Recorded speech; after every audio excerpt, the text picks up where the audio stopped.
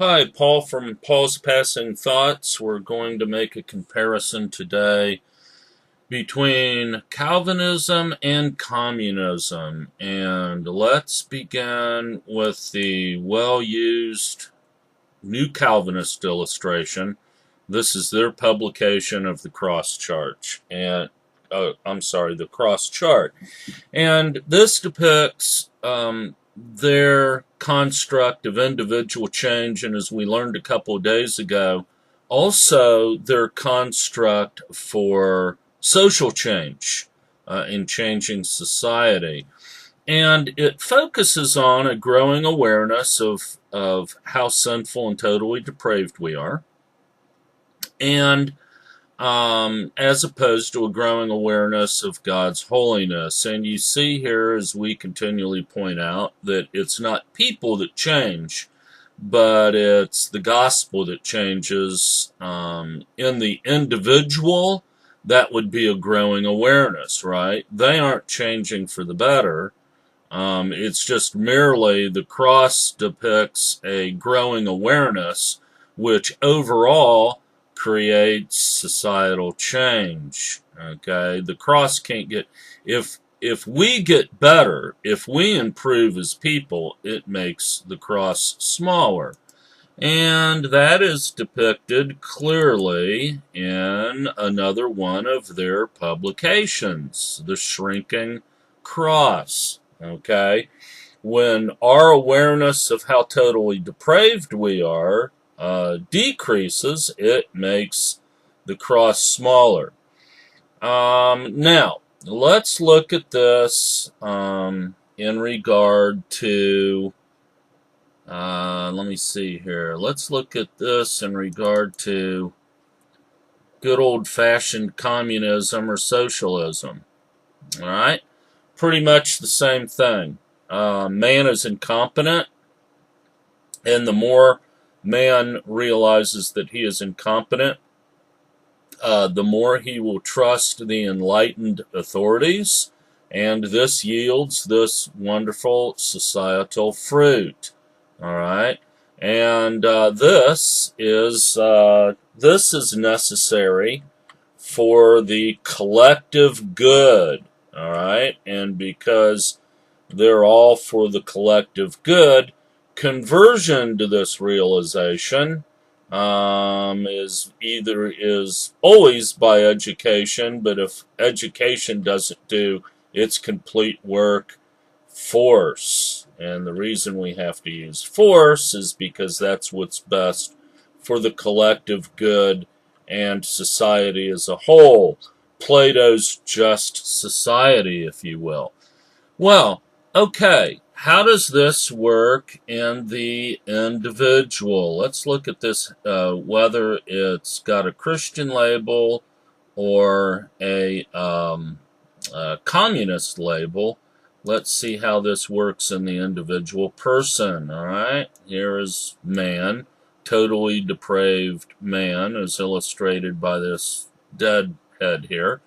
All right, so basically, objective good ideas, or the gospel, when you put this into the empty mind of men,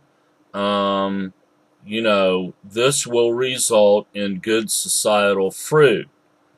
Man, whether it's communism or Calvinism, man in and of himself is not capable of producing any good societal fruit. All right? Remember what Barack Obama said as far as entrepreneurs who build companies? You didn't build that, right? So it's the same thing. Pastors who stand up and say, we didn't do it, the Holy Spirit did it. Same thing, okay? Contrary to that, other ideas are ideas from one's subjective cranium or view of reality. Man's view of reality, he can't know reality, so it's in his mind, it's always subjective. Just leads to subjective chaos. Only the government or the gospel or elders who teach the gospel can know objective truth and can tell people what to think. And if people listen to what they think, we'll get good societal fruit. All right. So, other ideas other than that that come from the enlightened, or other ideas that come from the subjective view of man who cannot know reality, ends up with bad societal fruit. And in both cases, we are talking about the incompetent subjective brain of the totally depraved. All right. Now, this is an illustration made by a reformed think tank, the Australian Forum. This is out of their publication, Present Truth, Volume 21, which is actually the think tank that launched the present-day Calvinist resurgence, or otherwise known as New Calvinism. Even though a lot of new Calvinists and Calvinists in general want to separate themselves from the Australian Forum, fact is, the core four of the Australian Forum, at least one, Graham Goldsworthy, is still a major player in the new Calvinist movement today, was invited to do a series of lectures at Southern Seminary in 2008, 2009, and Graham Goldsworthy, who wrote articles for Present Truth, is presently really known as the one who carried the torch of carried the torch forward of the redemptive or historical redemptive hermeneutic from Gerhardus Voss. All right. So you see here, man is totally depraved and incompetent, and if he thinks he can know anything, it leads to all this bad subjective stuff, really the root of all evil. When he thinks he can know something about Christ or know anything at all. If you're a communist, it's ideas. If you're a Christian, it's man thinking that he can know anything about Christ or that even Christ works in him. Over here, we have Christ without, or all truth, all objective truth being outside of man. In the Christian realm, this is what man knows about grace, justification, perfection, security, and morality, and what he knows about law. For the communist, it's simply ideas. Okay? Now, over here, if man thinks he can know anything, it just leads to subjective chaos. Subjective chaos. See this down here? They call it evangelical subjectivism. All right. This is otherwise known as the centrality of the objective gospel completely outside of us. Kind of the same deal. All right. Now, what do we want to look at next? Let me see here. In both cases, oops, not that one. Let's go to this one. All right. I made use of a chart that we've looked at before. Calvinists believe that contemplating on that bottom trajectory of the cross chart, by contemplating that, the fruits are produced strictly by what he believes.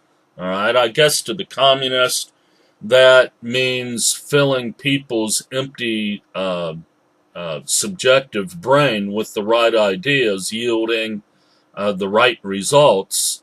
In a lot of Calvinist realms, the fruit, the societal fruit, and the fruit in the people's life is strictly a manifestation from God in response to believing the right things. There's a lot of different metaphysical constructs there, but the major premise is the same. Whether Calvinism or communism, the individual is completely separated from the fruit. Okay, man's own ideas, cannot produce good societal fruit or good fruit in him.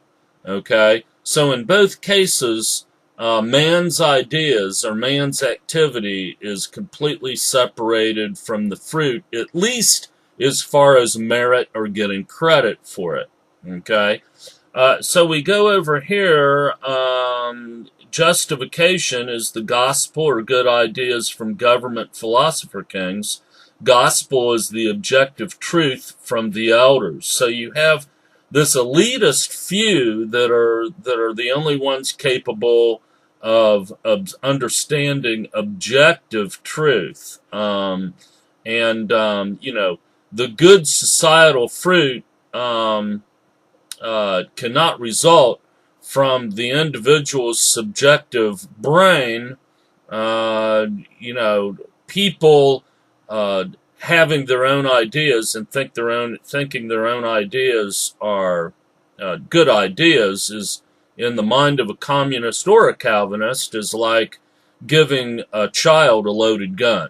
Okay, so over here you have good societal fruit, or Plato's just society, is in Christian realms is sanctification, whether in the individual or in society. All right, and let's end up with this last chart. That's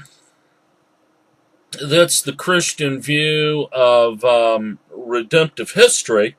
This is where eschatology, or the study of last things, is not a secondary proof. It's very, very important, because as man cooperates with government and the church hierarchy in cooperating in this collective psyche, God then transforms society and people and creation, i.e., all things, until the kingdom is naturally ushered in by full restoration.